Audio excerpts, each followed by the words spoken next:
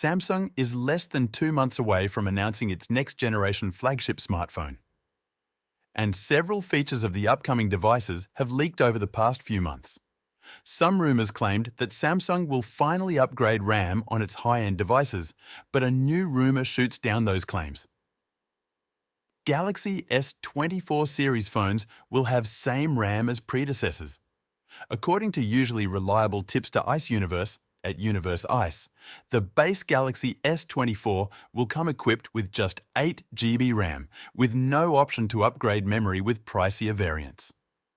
The Galaxy S24 Plus, though, will have a variant with 12 GB RAM, but its entry-level version will still use 8 GB RAM. The rumor also claims that the Galaxy S24 Ultra will still come with 8 GB RAM in entry-level model and 12 GB RAM in higher specs mode. If this information is correct, it does not look good for Samsung, at least from the optics perspective. Consumers will not like Samsung cutting costs and not offering more RAM in its flagship smartphone lineup for 4 years in a row.